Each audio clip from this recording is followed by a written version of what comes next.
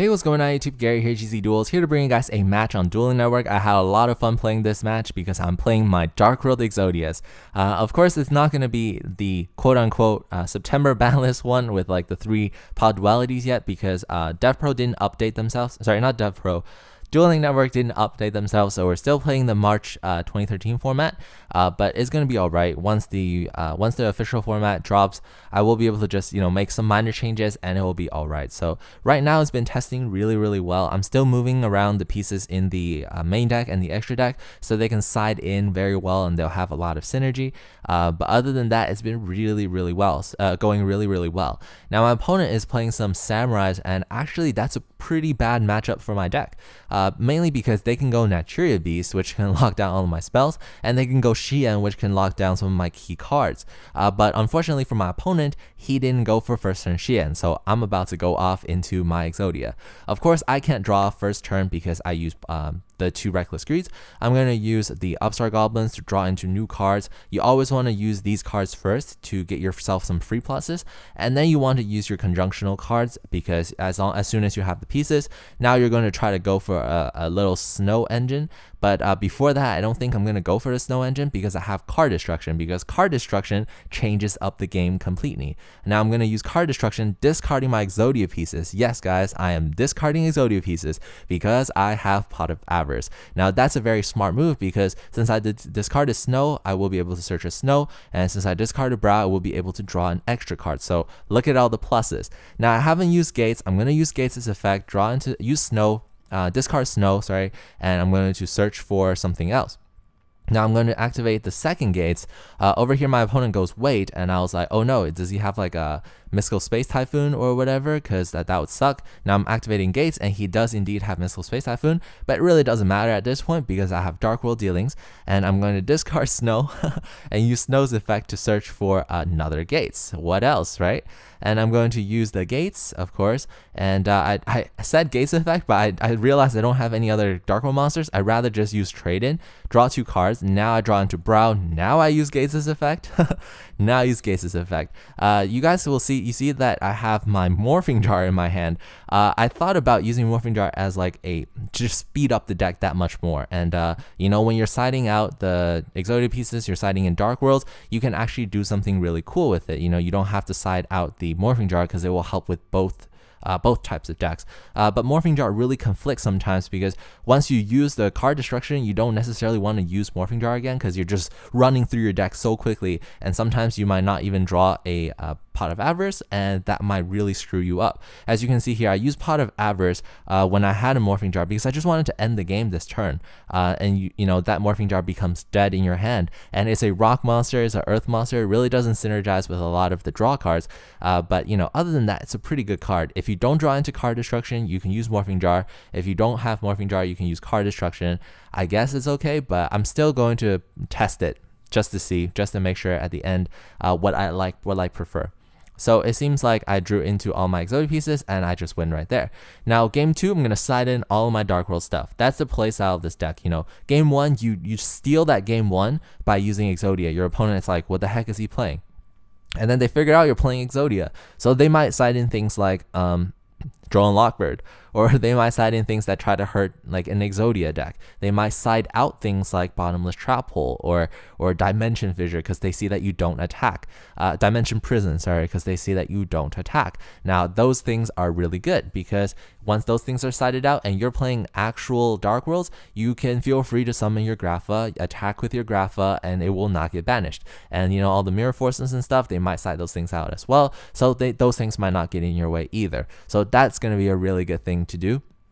Now, unfortunately, game 2, most likely you're always going to try to win game 2, but if you don't win game 2, there is another playstyle, which is the one that I'm playing right now. Instead of trying to win game 2, you're trying to see how his deck is being constructed. As you can see, I did a really minus move right there. I used the Drag Down into the Grave when he had his deep fissure out. The reason why I wanted to do that is because I wanted to see what his hand is. I wanted to test out what he had. I wanted to see what type of player he is. I mean, will he try to negate that drag down into the grave? Does he really want to protect his cards? Is he a player that will negate skill drain? Will he overextend? Will he overcommit?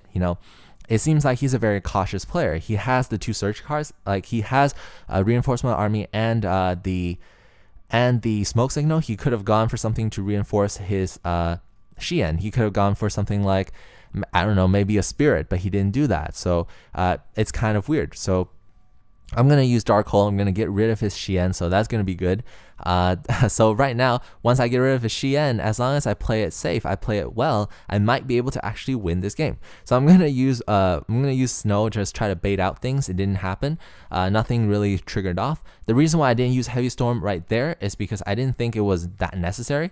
But then he flipped up his smoke signal, and I was like, oh, that's interesting. You're setting bluffs. You're a player that sets bluffs. So I shouldn't be too scared to, overextend sometimes if I see that you have a lot of back row. And you're a player who runs things like Spirit. So, your deck is pretty teched out as well. So that's what I'm trying to think right now. If I don't win this game, at least I gather more information about his deck rather than him gathering information about my deck. You see, I keep switching up my playstyles. That's the thing. Your opponent is confused while you get to see everything. That's an advantage of this deck. Now I know that his monster has 500 defense. I'm going to attack, and instead of letting his monster be destroyed, he plays Xian Squire. So that gives me more information about his deck. Not only does he play Spirit, he plays Xian Squire, he plays Dojo. I didn't see any asceticism, so I don't know if I should be worried about asceticism. So even when he sacked me right here with Inishi's effect and all that stuff, and he's going to draw a card and all that stuff, I'm not too worried because I have more knowledge of his deck than he does of mine. So I'm just going to quickly scoop up the game right here and go into game 3. Now game 3, when you're siding for game 3, you should always do something more devious. If you're siding in real life, what you should do is you should shuffle all of your side deck into your main deck again, shuffle it, and then go look through your main deck, okay? And then take out all the cards that you don't want. Now, even if you're not siding back into Exodia, you should do that because your opponent seeing you do that will be so confused because they don't know what you're playing. Are you playing Exodia? Are you playing Dark World? That would be so cool. Like, I mean, even if you shuffle in all of your Exodia pieces, shuffle your deck and take out all of your Exodia pieces again and shuffle your deck again, they're not going to know that you're not playing Exodia. So they're going to panic. They're like, what the heck is he playing? So that's, the surprise factor. At the same time, if you're playing on Dueling Network and you're not doing any of that, don't rush to click done siding. Wait until a couple of minutes, pretend like you were siding and then click done siding and wait until your opponent finished done siding. Sometimes I like to do that to see my opponent says done siding, then I click done siding, we begin the match. So, that's just what I think, because as soon as you click done siding, they could be like, oh, he didn't side out anything. I'm not going to side out for Exodia. So you see me siding, finish done siding that soon, it's actually a bad move. It's all about the confusion, guys. All about the confusion and the illusions. Now over here, he's going to use that. He's going to use the Hand of Six Samurai. He's going to try to actually get rid of my Morphing Jar. So that was a good move on his part. I don't know if he read my Morphing Jar or he just got lucky or he sided in the Hand of Six Samurai. I didn't see the Hand of Six Samurai, so he could have just sided it in, or he could have main deck maybe 2 or 1. So that's interesting to me. That's a little bit of information that I didn't get in game 2. Ideally in game 2, I should be able to stall long enough to get to know his deck better.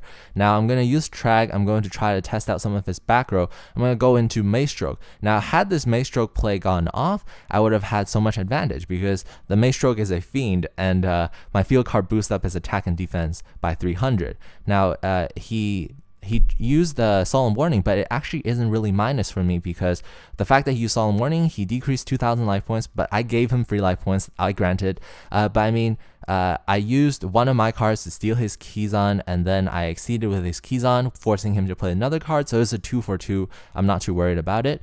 So I draw into Grapha this time. This time I'm playing something, some weird thing. I'm actually going to use Grapha's effect to destroy the Kizan because I don't have any monsters. I don't want to suffer any more damage.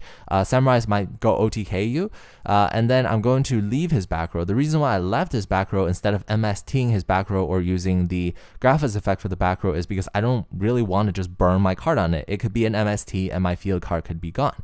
But it turns out it was a smoke signal. He's going to try to make a push here. He's going to try to do that. I end up MSTing his United, which is pretty good. Now he's going to Spectral Summon out Kizan. I'm going to draw before that because I don't want him to go into Barkion and negate my stuff. I'm going to take the damage. I don't die, but I draw into Snow. So as soon as I summon Snow, the game is going to be in my favor. So I'm going to go into my turn. I can't draw, of course.